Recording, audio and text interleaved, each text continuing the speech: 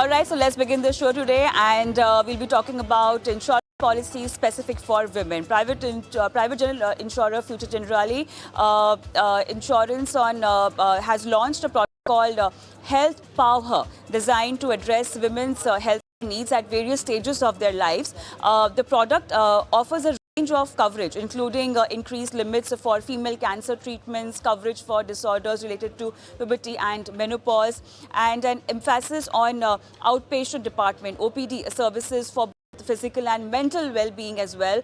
And the benefit mental illness of almost 200%. So let's deep dive into this policy, and let's know more about it, and let's also figure out as to how it can fit in your insurance portfolio. I have with me Anup Rao, Managing Director and CEO of Future Generali India Insurance, and to discuss more on this, I also have Shweta Rajani, Head Mutual Fund Expert, Anand Rathi Wealth. Hi, good evening and welcome to the show, both of you. Shweta, I'll be having a few rounds of questions with Anup first, so that we discover and discuss the policy, and then we'll be coming to you for your expert take. But Anup, a fantastic initiative, and it compasses a lot of coverage, a lot of essential coverage, which has been missed out by a lot of insurers earlier, a lot of value-added services also. I want to understand what was the thought behind it, the kind of research or survey which has also been published, due to which, I mean, it was helpful for you to design this product also. What are the highlights of the survey, and how did this policy come through post that? Yeah, hi, good evening, and thanks for having me over. As an organization, DEI is one of our cornerstones. So, for instance, we're the first company in India to have a policy for same-sex couples. In fact, we're still the only ones. Now, one of the things we realized over the last few months is that the largest underserved group in India, the largest minority in India, by any measure, is actually women. When we talk about ethnic minorities, religious minorities, minorities in other shapes and forms, the fact is women constitute the largest minority in India, and they're just not addressed. So this is a product designed by women for women, and then very proud to be the platform to get it to the market.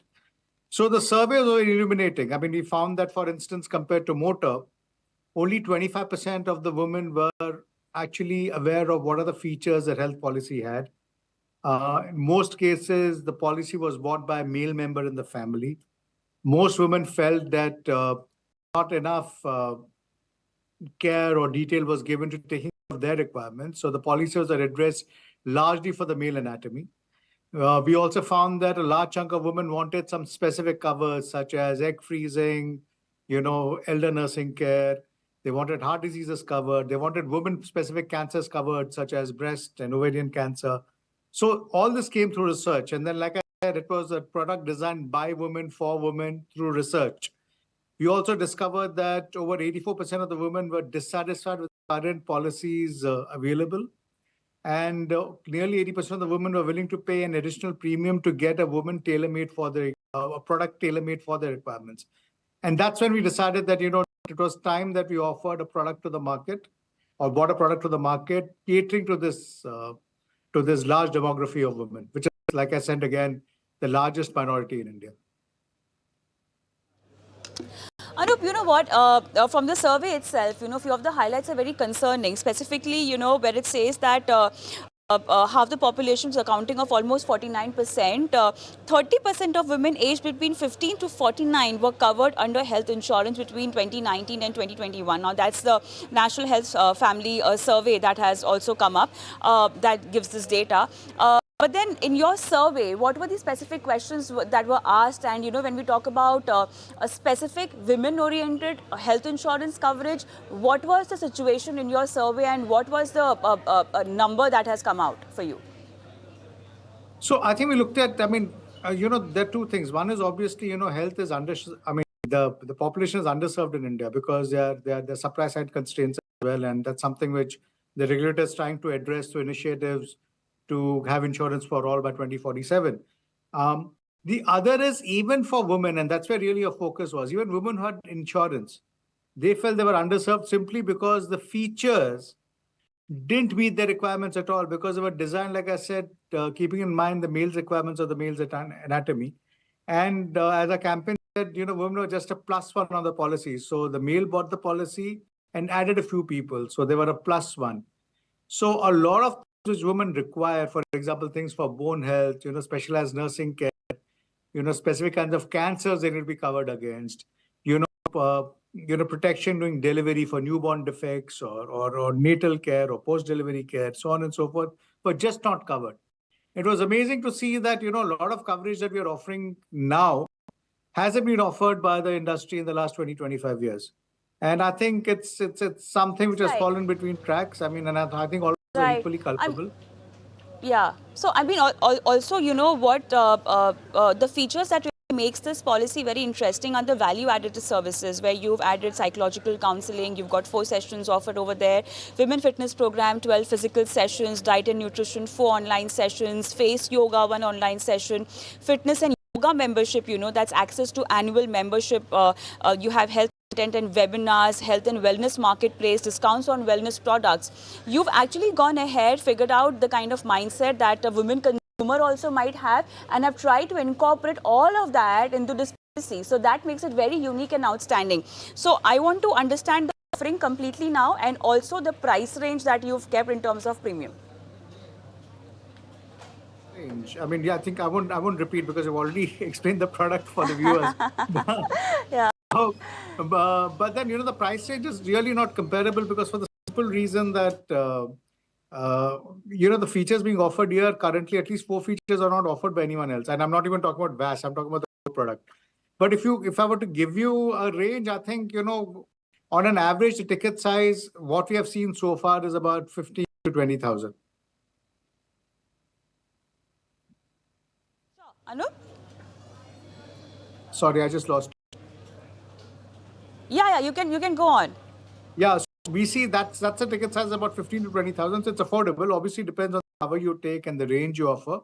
But typically for a 25-year-old female, I think 15 to 20,000 would offer, optionality and enough level of cover for them to start off with.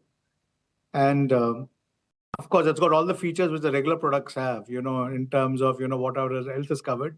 I think what you've really mentioned is the additional thing. So that's a ticket size range currently. Of course, we encourage people to take higher covers, but yeah, but it's a good start. Definitely. Shweta, would you be buying a policy like this? Kavita, definitely, because I was listening to the conversation. And I also went to the through the product in detail, and like Right. mentioned, there are a lot of uh, diseases or surgeries, and all of that is covered, which just fits the bill for you. And in your checklist, if you would have had treatments mentioned, it covers a lot of it. So, yes, in terms of premium, can't be compared to others because they don't offer a lot of these treatments. But if simple answer, would I go for it? Yes. Shweta, what also happens is, like, for example, you already have yourself covered with a maybe a family floater or an individual health policy. Looking at this kind of an offering, should you be going for a one more policy which is very different in terms of value-added services, or the cover that you already have? Sooner or later, you will see insurance companies catching up with all these trends soon. Absolutely. So the policy itself gives you an option for a family floater as well. The only difference between the family floater you have today is that it does not cover a lot of these women-centric, diseases mentioned that get covered in that. But here you can also have your partner, getting entered into this policy, but it's more female dominated in terms of the treatments covered.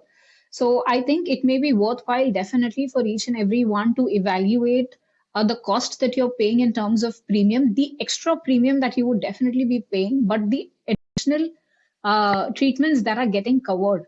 And clearly, we have to understand that today the hospitalization, or if I have to say, the medical inflation is clearly at around 10%. So you need a policy which covers as much as treatments as possible for you. So that evaluation everybody should do, and consider whether it's worthwhile or not. In most cases, it may turn out to be worthwhile. Anup, enhanced maternity benefits. I really want you to explain this particular part because we do have maternity benefits also covered in the other health insurance policies, maybe after a few years, etc. But then, how separately are you treating this particular thing in your policy? So I think there are two specific points I would like to really bring to light here. There's a lump sum benefit in case there's a defect for the newborn, and if there's an unfortunate event of that kind. The other is that there's also antenatal cover. So wherein post-pregnancy, we have seen that in a lot of cases, the recovery time is significant. Could be at the hospital, could be at home, could be domiciliary in nature. And this policy takes care of that as well. So these are two significant additions to what's normally not available in most health insurance policies. All right, Shweta, having the right kind of policy, I think, is the first step towards having a financial plan. You know, it's always a health cover and a term cover that you should be covering yourself and the family also in terms of having the backup for their financial uncertainties. A basic type of term insurance is always ideal, but when we talk about health insurance, we're seeing a lot of steps being taken from the regulator side also, you know, when it comes to having uniform offering, when it comes to having transparency, when it's about having sanitization of, you know, the illnesses which are covered under the policy. Going ahead, maybe this is the first step that we are seeing towards women health care that one of the insurers have taken. But going ahead, what is the kind of change you as a woman would want to see in this particular sector specifically for women going ahead? So, definitely being a woman, what I would want to see is more treatments getting covered, which I think is one step in that direction by future. Of course, you want to have more coverage. Like even this particular policy that we see, certain treatments are, you have a certain wait period. Correct. So if there's a certain amount of cancer treatment, you possibly need to have a wait period of 12 months or 24 months, which generally happens. So that wait period should be reduced is something that I would look for. A larger coverage of hospitals that, you can opt for.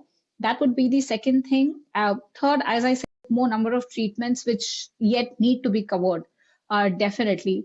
Also, a lot of these you would want the claim to be at a faster paced process. That I think while we've reached to a certain extent, but I think these are 4 points from my end. I would say that I would definitely want to look for being changed.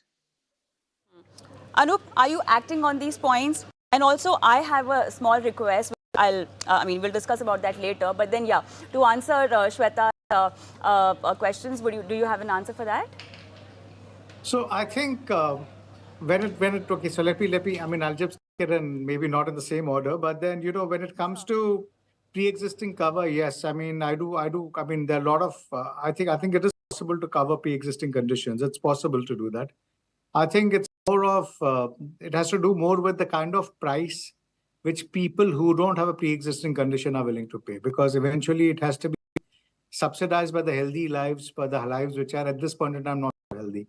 I think that will be possible once the industry achieves scale, because otherwise there'll be disproportionate load currently on people who don't have a pre-existing condition. So that has to be adjusted for. Simply because in case you were to price people with pre-existing illnesses for the illness currently, it might just be unaffordable for a large section of the population. But I'm optimistic that as coverage increases, the pricing will get more competitive. Yes, of course. I mean, everyone wants to cover a range of illnesses. I think that's the attempt we have made here. We'll be happy to add more as and when, our underwriting experience comes up. As far as hospitals and claim settlement is concerned, the regulator is working on 100% cashless. We are looking at a common, hospital network across all insurance companies. We are very supportive of it. Even the Supreme Court has acted at the center that, to be some level of standardization of rates, across for treatments across hospitals in different cities, and we are supportive of whatever requirements are there from the government or any other body to enable something of this kind. So look, I mean, for us as an industry, it's in our interest to make sure health is socialized and affordable to as large a segment as possible, and we'll do everything possible to make that work. Be it frictionless processing, be it making sure that you have as many hospitals as possible, being it making sure the treatments are affordable, being making sure that it's all cashless. And obviously, I mean, the first 2 points about, covering an entire range of illnesses, also pre-existing diseases, I think that will happen. It'll take some time. Um, I mean, to just wind the clock back a little, the GI industry was privatized in 2000. The standalone health insurance companies, I think, came around 2008. Still just scratched the tip of the iceberg, in my opinion, at this point in time. And once there is scale, I do think some of these things will automatically get addressed.